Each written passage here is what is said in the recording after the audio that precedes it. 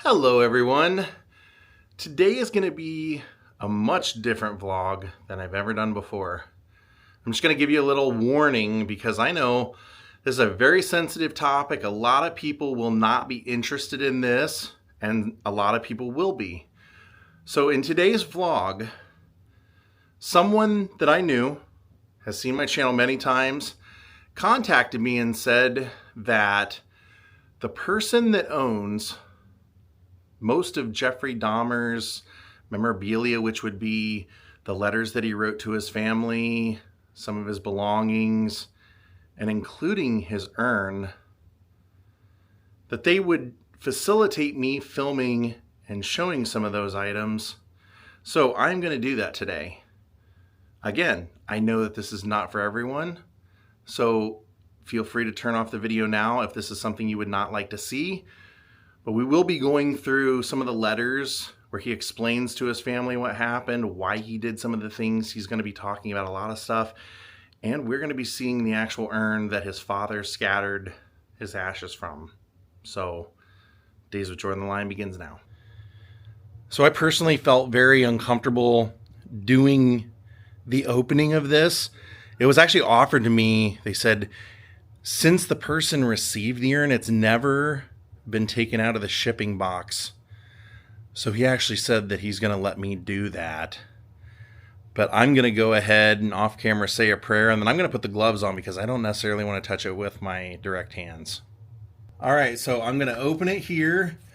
My friend Martin is the one that's facilitated this, got all the information from the owner that purchased everything, and so he's going to help us kind of go through it. What we do know is that this was in Jeffrey Dahmer's father's possession, Lionel, for 3 decades after Dahmer was killed in prison, and then he scattered the ashes, they believe, the year that Lionel passed. Is that pretty accurate, would you say, Martin? That's accurate, Jordan, yes. That's basically it. So, and this is in an undisclosed location in the United States. And it was very nice of him to, it's a weird piece of history, but it's also a piece of history. And as a kid, I remember when this happened and just being like, it was kind of the Manson of its day. I was scared to sleep because you just saw this guy on the cover of the Inquirer from Milwaukee who didn't have any remorse in his face, and then you hear what he had done. And you said that the owner said that the photos he was sent, that there might be ashes, like a little bit of ashes or something. There's a little bit of just a drop of ashes left, was what I was told. But another interesting fact is when Dahmer went to the trial, you notice he was notorious for those glasses, those thick glasses. Yeah. You notice in the trials he didn't have them. The reason was everything was blurry. He couldn't see really what was going on. He wanted to that was his way of staying private. Oh. You're also going to show us in this video, I think you have information, like some of the documentation when he was baptized and stuff from prison, letters and stuff. Yeah. So that was one of the only positives from this whole story, was he did get baptized before he passed.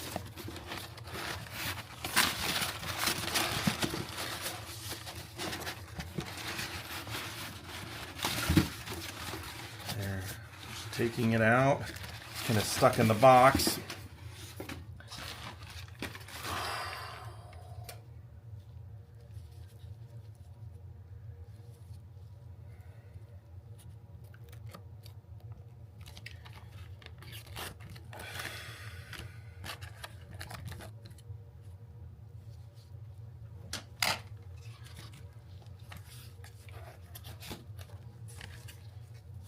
Kind of surprised it didn't end up in Zach Bagans.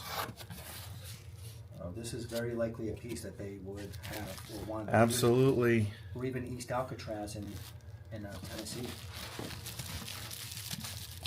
And this was not sold at auction, correct? It was kind of like a private type deal. sale deal?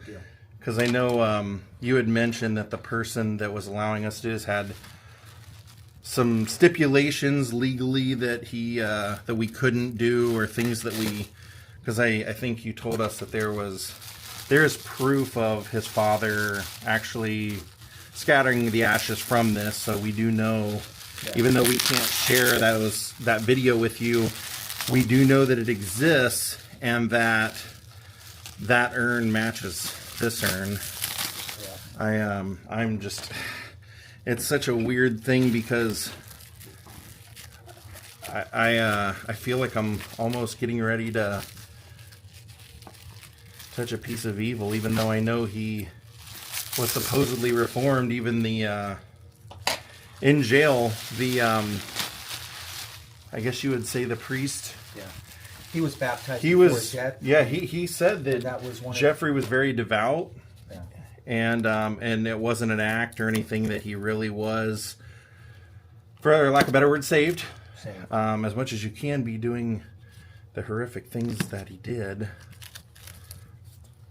And again, I've never opened a box like this before, so I'm sorry if people find it disrespectful how I'm doing it, or the fact that we're doing it at all. I know it's here it is. It's basically a piece of history, is the way to view this, but it is controversial. But that's what his ashes were stored in for 3 decades in Lionel Dahmer's house. Is that Pittsburgh Steelers? It says steel.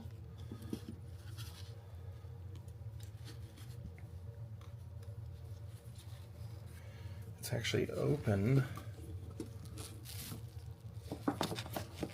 The lid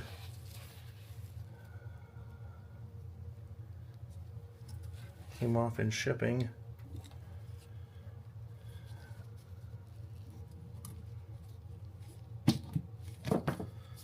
So that was Jeffrey Dahmer's urn.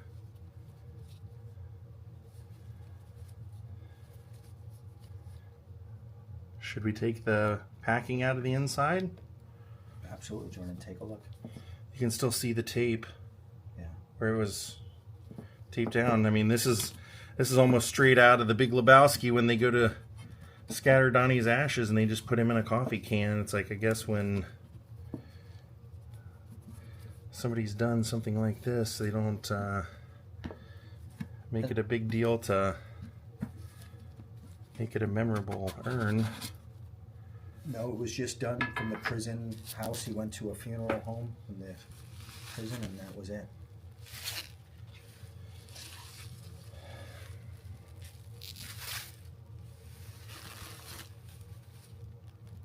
There's a bag in there. Those bags would be the ones that would have contained the ashes.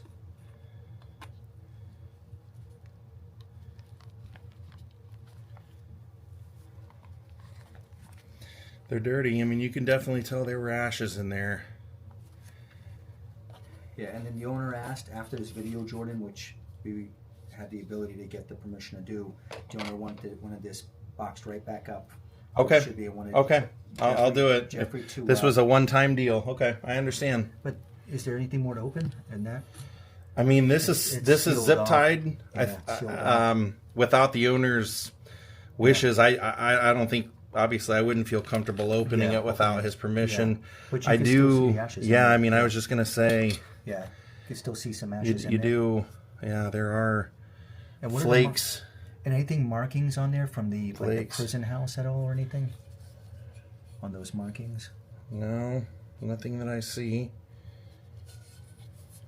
Just says. I wonder if the Steelers would like that shout out that they got on. I had no clue about that. Yeah, that looks like the emblem on the thing, doesn't it? Yeah, it really does. I mean, it was on the bottom, but people can rewind the video and watch. Yeah. Now you have also procured the letters that he wrote to his family and a lot of personal belongings. So yes, we will now share those. And I have to say, I just think it's interesting that the Pittsburgh Steelers and Jeffrey Dahmer are now connected via this urn. It's just so strange. I mean, it's like. Say, isn't that the emblem? That is the emblem. And I had no idea about that. I don't think the owner did either. Wow. I hope that nothing crazy follows me home. But I appreciate, I mean, for historical sake, I mean, again, I don't know if this is in bad taste, good taste, but probably for historical, it's a curiosity. And who knows, it may end up in a museum one day. The owner may decide that they want it to be there. But until then, this is the only place you're ever going to see it until that changes. All right, Marty, what do you have here? So, Jordan, this set here is part of anyone's childhood in Florida. And this was a huge, huge, huge case that went national. And there's a lot of things that stem from this. This was regarding the Adam Walsh murder. This picture that we're looking at was shown on TV literally every day, every afternoon, every lunch. They were trying to figure out who murdered Adam Walsh, or Adam Walsh went missing from, I believe it was from a Sears, if I'm not mistaken. Yeah, it was a mall, yeah. It was a mall in southern Florida. And my mom, I was one of three. She watched us everywhere we went. I mean, life changed for a lot of people after this Adam went missing. Yeah, it sparked America's Most Wanted. Correct. His father. Later on, his father, John Walsh, would start America's Most Wanted because of this. But what I thought was interesting was Jeffrey Dahmer was implicated as a suspect in this murder. And these are the words of Jeffrey Dahmer himself in a private letter written to his dad and Sherry, dated August 21st of 1992, discussing how the FBI visited him in prison and they wanted to know information regarding the Adam Walsh murder if he was there. So really the letter's self-explanatory, but... Can you read it, or can I read it? Yeah, why don't you read it and I'll chime in on certain parts. Okay, it looks like it says 8/21/92, Dear Dad and Sherry, thanks for coming up to see me. Sherry, I hope that you're feeling much better by the time this letter arrives. You will probably receive this letter after I phone you on August 23rd for the, what does it say? To the money talk or something, Call me early this week and told me. Oh no, is that Lieutenant? What is that? It says called me early. There was something before it, but it says called me early this week and told me you are very concerned about my talk with the FBI. I also got your letter. Dad, thanks. I do not think that should worry about my talk with them. I gave... Looks like Bob Magenta? Bob Magenta, the address and phone number of the Milwaukee FBI agent. This agent met with me about 2 weeks ago, and the only topics of discussion were as follows. 1, what could the police have done differently to stop me sooner? Obviously, that was a lot of things. 2, what could the probation agent have done differently? And why did I decide to confess to all these crimes? That's all we talked about. Then he puts over. Then he goes, I told him nothing that would interfere with the book, nothing about our family life. In fact, most of the time was spent talking about the creative science books that I'm reading. The second visit was short. The Florida detective wanted to know, 1, if I was involved in the Adam Walsh case. 2, let me see what it says. Why I went to Florida. Why I went to Florida. Thank you, Jordan. 3, how long was I in Florida? And then 4, what was my job in Florida? 5, where did I live in Miami? I didn't even know he lived in Miami. That wasn't part of any. Yeah, that's where Adam Walsh was taken from. Yep. And then at 6, did I own a car or van there? And by the way, just a sidetrack, he did own some type of a van, which people spotted at the scene. And the last thing is, who did I spend time with in Florida? Again, I said nothing about our family, past, present, or future. I gave them no new information on anything, exclamation point. Their questions dealt only with my activities in Florida and how the police could have handled the encounter with me differently. I promise I will not talk with them again.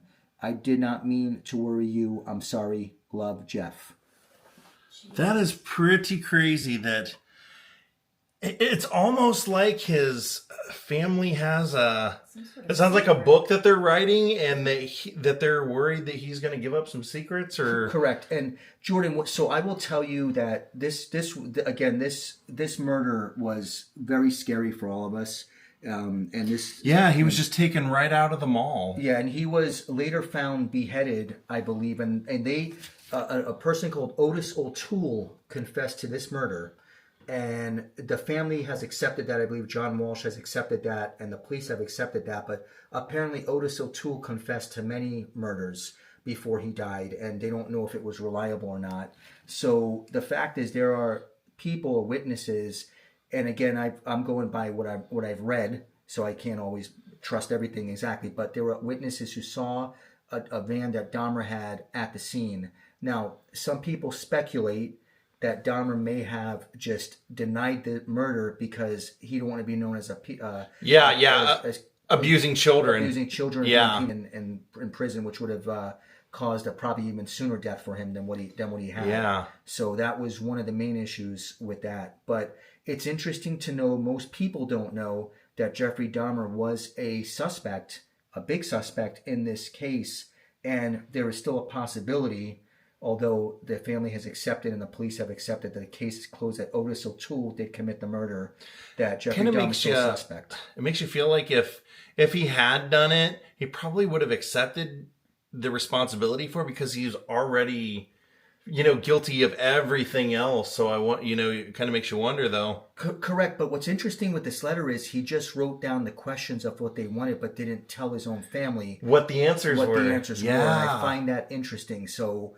I don't know if the police have ever seen this letter. I don't know if the FBI's seen this letter. I mean, obviously they spoke with him, but this letter's been buried for a number of years now, since around this time frame, privately with the family. And again, just an interesting topic. And for those who speculate about the Adam Walsh murder, and again, what a part of our lives in the 80s this was. So Jordan, this letter is an incredible find.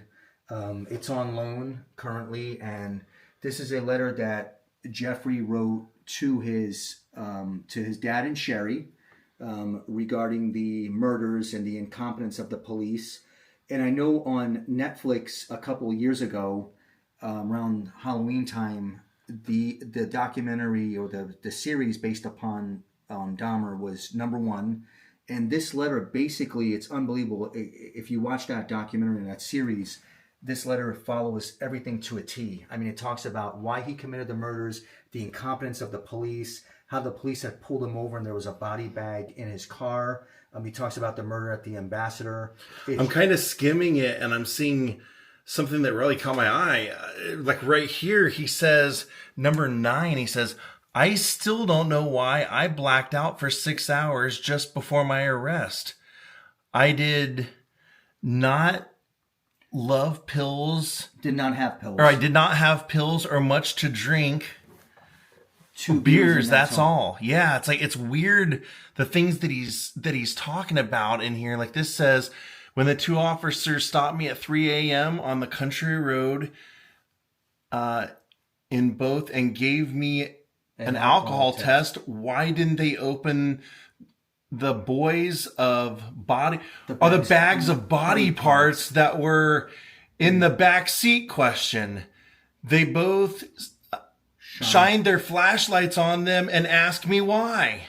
Yeah, why did my gosh, look at this. Why did it smell so bad? I told them it was trash that I was going to dump at the city dump. They gave me a ticket for driving left of center and let me go. So again, he's talking about the incompetence of the police. Yeah. Or police just didn't care to look further. Again, it says here, "I was at work one night and someone at the Oxford Apartments called the police about a bad smell. My apartment number was 213. During the night, the police kicked in the door of apartment 211. If they had kicked open my door, they would have found the defleshed skeleton. The defleshed skeleton of one man in my bathtub. I did not have time to finish the job before I had to go to work. That's unbelievable. Number 7, he says, a man was found strangled to death in an upstairs apartment. The police questioned everyone in the building. I did not do it, and I told the police so. The police were in my apartment for about 10 minutes. They never found any of the skeletons that I had hid. Yeah. This is crazy, man. Wow. And even the first one, look up there on number 3, 2 years before the first murder, I started having constant thoughts of finding a good-looking hitchhiker, taking him back home and keeping him there for sex by killing him. It seems strange to me that in all that time, I never found anyone to do it until the house was empty during that 1 or 2 weeks period. I was driving home, not looking for anyone, the day I saw him hitching a ride in front of the police station. That police station. Wow. I wonder why all the circumstances were perfect. The one day I finally saw someone so close to home, ? Plus, I wasn't even looking for anyone that day. So this is just talking about many of these things were shown in the documentary. Well, let me tell you how he ends it. He wraps up this letter by saying, well, my hand is cramping up, so I'll stop here. I love you both very much and hope to see you soon. Love, Jeff. This poor guy's hand was cramping up from telling him exactly how he did all this stuff. Unbelievable. This is like, it's definitely his handwriting, and I can't believe I'm seeing it, and that you were allowed to, that somebody would loan this to you so that you could share it with us. But Marty, this is amazing. He even starts out the letter by saying, I hope that you're both doing well and having a good summer. I also hope that you can read my rotten handwriting. Thanks for coming up to see me and the $75. Ed seems like he was all right. I hope to I hope he looks for help. Or he helps you write will be as good as you want it to be. I don't know what he's saying there, but he says he's writing about all kinds of people. It says like, thanks for Dave's address. Down here it says, reading and studying my Bible and the creation science look is all that keeps my spirits up these days. Wow. What else do you have for us, Marty? So here we have Jeffrey Dahmer's baby photo, and it's not a photocopy or anything, because if you look at the back, it says on there, has some writing. It says 12/11/1961.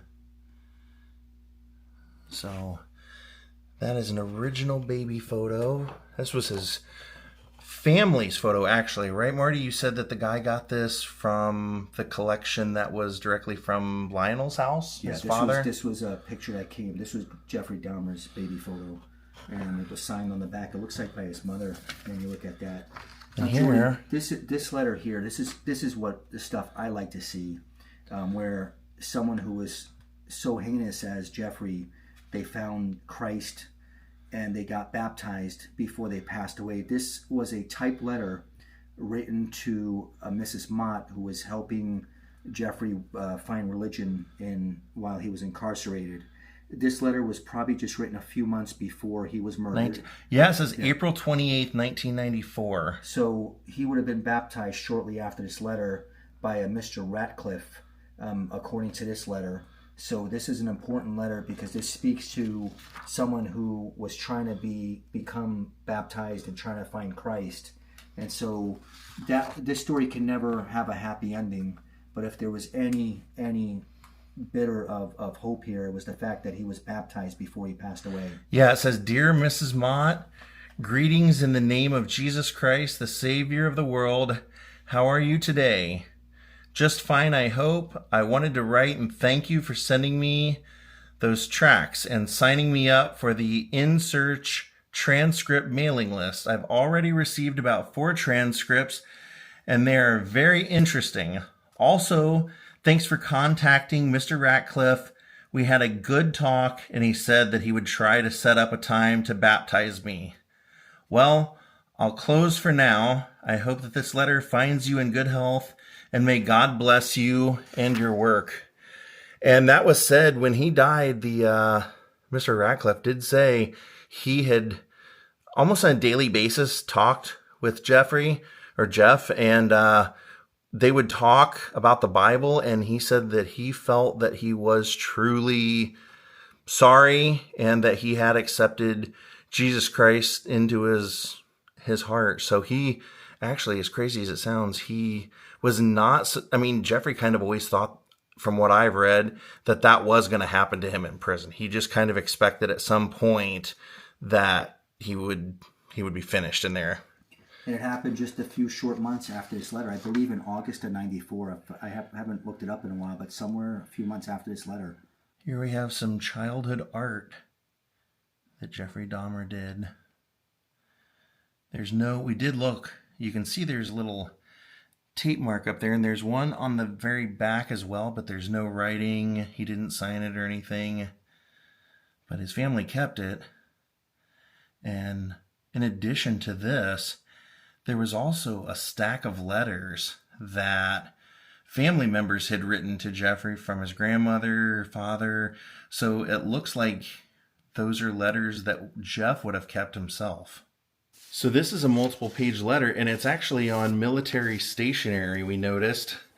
And he wrote this while he was in the Army, because if you look at the return address and everything, it says Private Jeff L. Dahmer when he was living in New York. Wow. And that was sent to Grandma Dahmer. So what is he writing to Grandma on here? That's the actual address of Grandma Dahmer. West Allis, Wisconsin. Yeah. Well, nobody go bother. I'm sure she's gone by now. Yeah, she's long gone. So it says, Dear Grandma, I really enjoyed reading the letters letters you sent. I'm doing fine here in Germany. I haven't gone on many tours yet, but I'm planning on seeing or saving up some of my cash so that I can. I'm glad to hear that your high school reunion went well, ! That really is good. That really is good attendance when everyone but one came. 56 years is a long time to be out of high school, ! I'm sure happy to hear that you arrived safely home after driving through the rainstorm. Driving in heavy rain can really be dangerous. Wow. Or have you finished working on your flower beds yet? ? After seeing how many flowers you have, I can imagine that weeding and cutting the whole thing would be quite a job. About 2 weeks ago, I completed Head Start, which is a program everyone attends when they first arrive here. We'll go to page 2. During the program, I spent a week learning the basics of the German language. The last day of class, our German teacher, Miss Underwood, took the whole class on a tour to a neighboring town called the Friar, pronounced Trier. We traveled by bus, made our first stop at a Roman Catholic church. The church was about 200 years old and was very ornate. It had a huge pipe organ inside, and the walls were covered with statues and carvings depicting the story of the Bible. Also, the entire ceiling was painted in beautiful detail. Our next stop was at the old Roman amphitheater, which was built in 150 BC for the Roman soldiers. There were dugout rooms underneath the theater where the Romans used to keep the lions and wild beasts captive. At 1 o'clock, everyone was allowed to roam the streets of the, I'm going to go back to that word, it looks like Trier.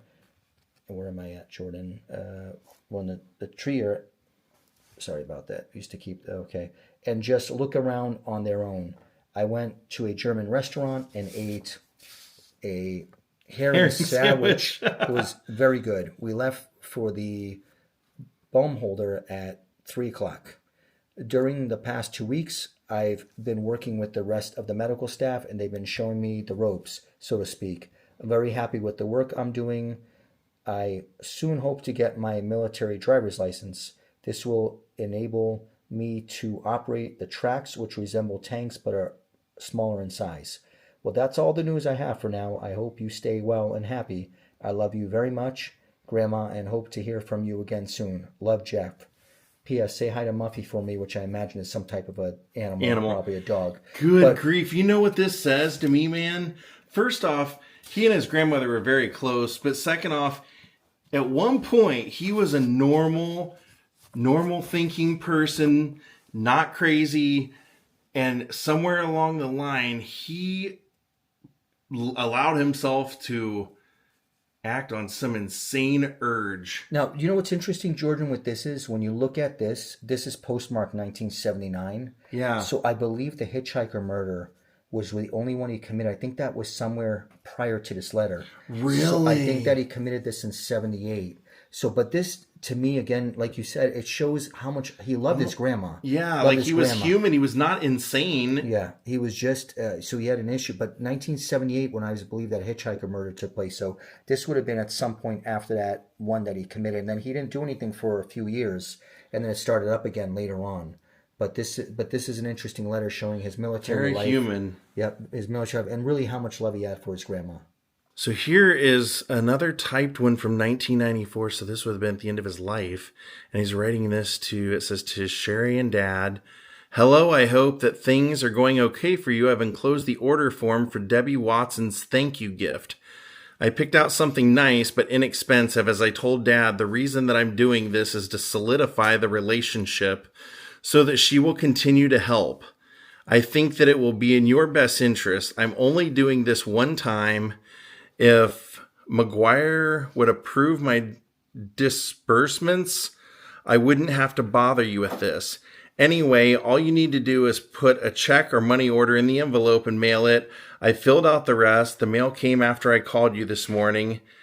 In it was some info from Eisenberg. I hope that you have the same packet by now, but I'm sending the cover page from mine anyway. I've highlighted the important part. Don't pay him. I'm sure that the prison has to let me pay my bills despite any garnishments.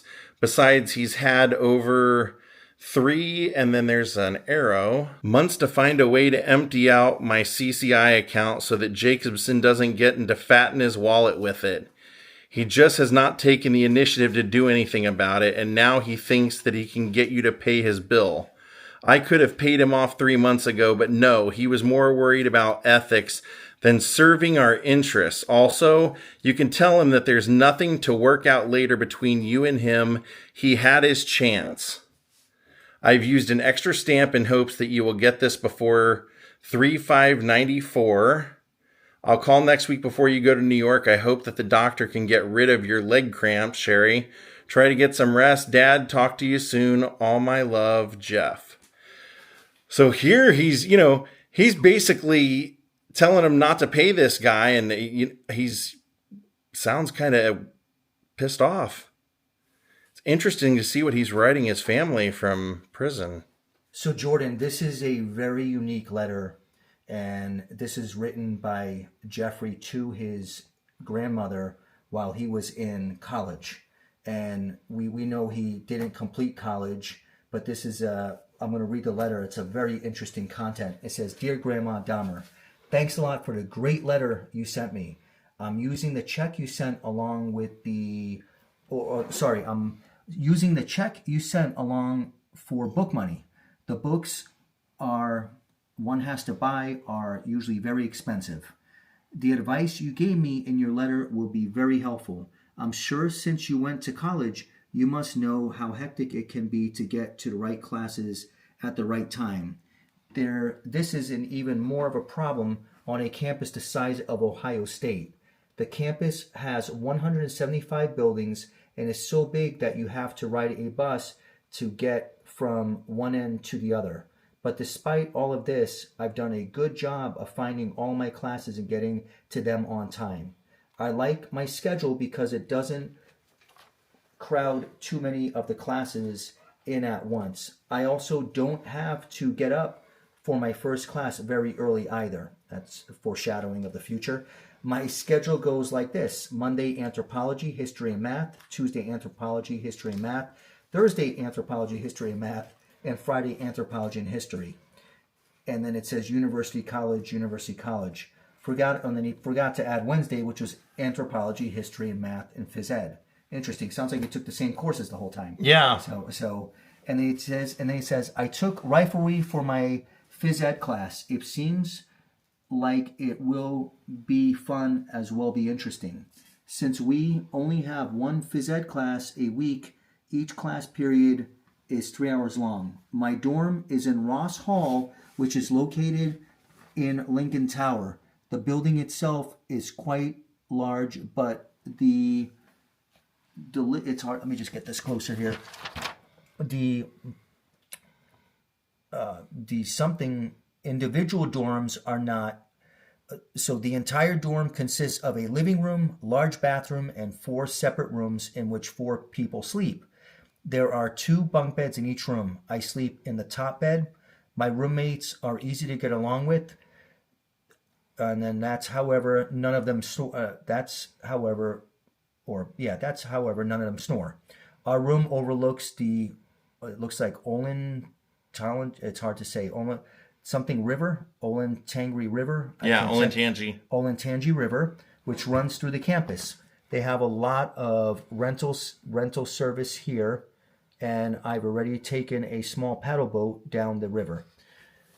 I've been eating well and keeping fit, and as you said, I should, and I apologize, you didn't write too clear.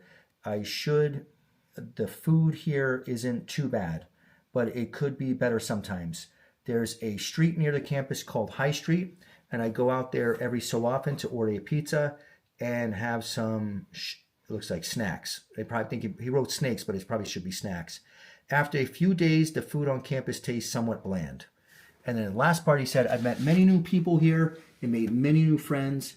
As I've walked around the campus, I've tried to see how many people from, Revere or something here come here. So I've only seen 4, but the campus is so large and there are so many people here, I'll probably see a few more. Well, I've got a lot of reading to do and I better hit the books now. I hope to hear from and see you soon.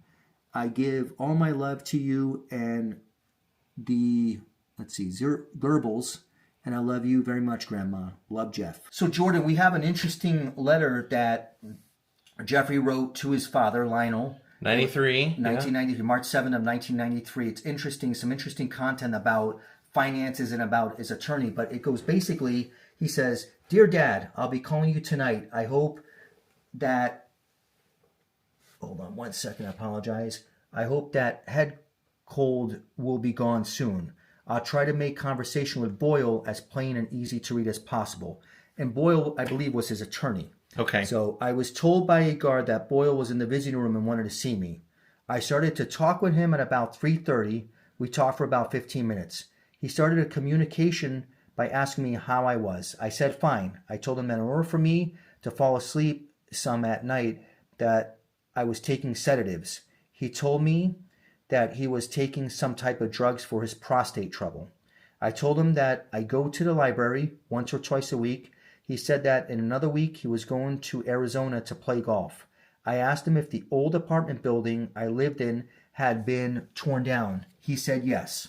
Then he said that Ellen Ryan and Wendy Patricia were both doing fine. I'm not sure who those are, but they're both doing okay. Then he said that it was too bad that Sherry wanted to have complete control over how things were handled after the trial was over. I asked him what he meant by that, and he said that since he knew so many people, that if he were still retained as my lawyer, things would be going smoother for everyone involved. I asked him again what he meant by that, but he did not have an answer for me.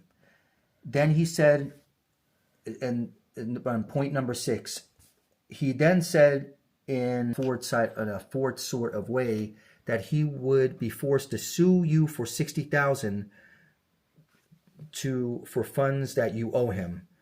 I felt that he said this to try to get some kind of response from me, so I said that it was getting close to dinner time, and so I left. The whole conversation lasted no more than 15 minutes and nothing beyond that. I've told you were talked about. One more thing, he did offer to buy me a cup of coffee, but I said no thanks. I'll be looking forward to talking with you tonight. Love, Jeff. Wow, what a collection that you got to show us today, Martin. That's amazing. The owner is probably going to, I will assume we'll see this. Thank you for letting us share this with everyone. I totally understand why you don't want people to know who has it, because then everybody will either want to come see it or get it for their museum or whatever. But I'm glad we got to look at it today. It's kind of crazy to see his handwriting and just knowing the egregious things that he did. It's like, yeah, it's almost out of a horror movie. So thank you everyone for watching. See you next time. Goodbye.